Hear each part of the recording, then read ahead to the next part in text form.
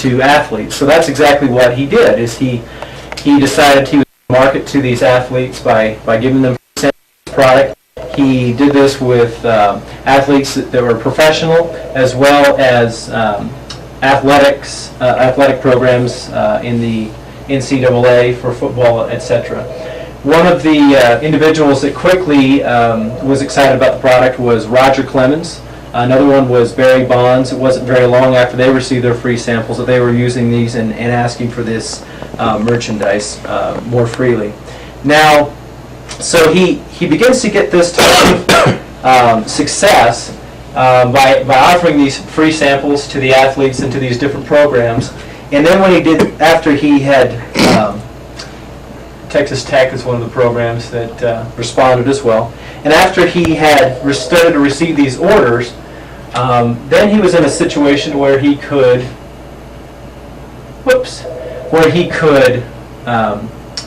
have his product placed in different television and film enterprises.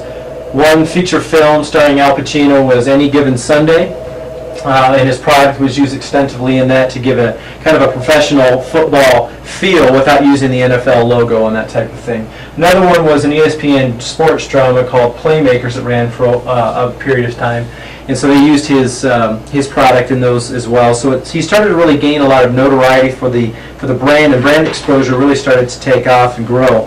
And at this point, because of some of the exposure that they received, that Under Armour received, prior to their very first print ad ever going to print, they had 10 NFL teams and 12 NCAA programs using their product, just because of that exposure. Now, shortly after that, they were able to secure sponsorships for Major League Baseball, the National Hockey League, and USA Baseball.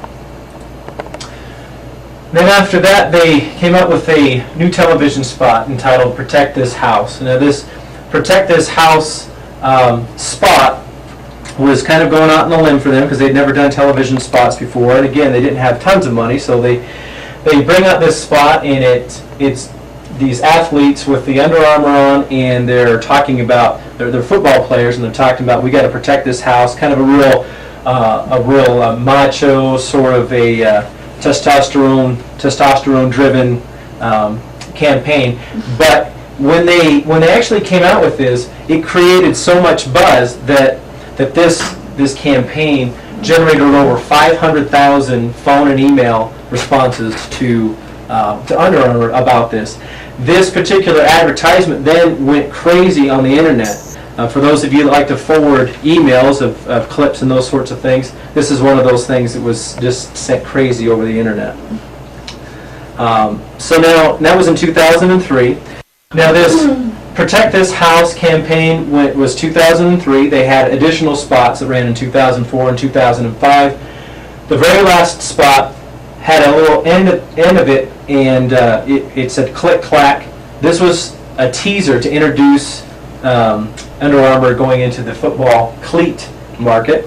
So they expanded into that marketplace in 2005, and then they actually became an authorized NFL footwear supplier shortly thereafter in 2006. Now, they got to this point, they had a lot of success, they started to get some notoriety. Nike and Reebok, two major players in the athletic apparel market, they said, hey, this Under Armour startup, they've got this huge market share in the performance athletic apparel market. We want to get in that as well. So Nike and Reebok came in with some similar products, and even though they've done that as of 2005, Under Armour still had 75% of the performance apparel market. But in order to continue in this environment, they had to diversify into some other opportunities in order to beat back some of this competition. So they did that, and they actually went with a line of women's apparel. This is Olympic soccer star Heather Mitts, and she actually did a television spot for them, modeling women's sports bras, and that was a very successful campaign, not just for ladies, but also for the guys to watch, because she's kind of attractive. the market share in the women's apparel actually went up 6% shortly after this television spot with Heather Mitz ran. So that was another opportunity that they were able to capitalize on to help beat back some of that competition. Another thing that they did shortly thereafter is they actually built a new manufacturing facility. Most of the manufacturing facilities are out of the country to help reduce costs. They built a new 17,000 square foot facility in Baltimore near the headquarters for Under Armour. And the idea was so that they could have access to specialty orders. They could produce those better, large orders, and also last minute orders. Case in point, Shaquille O'Neal, who's pictured here, he actually had a instance where he had gone on a road trip and he had forgotten his shirt that he wears underneath his uniform, his Under Armour shirt. Because of this new facility, they were able to create a full-size shirt for Shaquille O'Neal, the big guy, and they're able to do that within 24 hours and have it for him within 24 hours. So that's just another opportunity, another way that Under Armour has really capitalized on their brand exposure, and they continue to enhance that with that type of ability to perform customer service in that arena. Now, another thing they've done is they've been a big sponsor of amateur events. Lacrosse, the All-American Lacrosse Classic, was something that they actually founded in 2006, so they were the sole sponsor and founder of that. The nice thing that they were able to do with this is they got all the top boys and girls lacrosse players in the country, high school players, and they were able to get ESPN University to broadcast the event live. It was over a period of 3 days, and they also were able to showcase their new Under Armour uniforms specific to lacrosse. Again, more opportunity for brand exposure and help gain some more market share. 2006, they also distributed some rights for these different countries listed here. So a fair part of Europe as well as Australia, those rights have been granted for, so they can continue to expand and grow into new markets.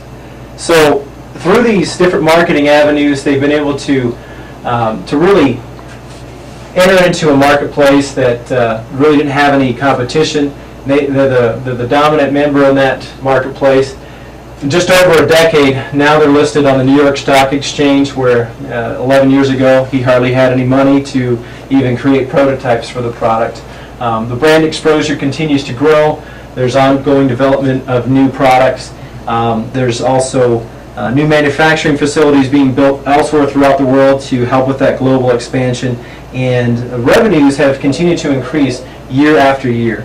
So the future truly is bright for Under Armour. There are different marketing avenues that they've engaged in over the years has helped them get to this point, and I appreciate your time and attention today. Thanks.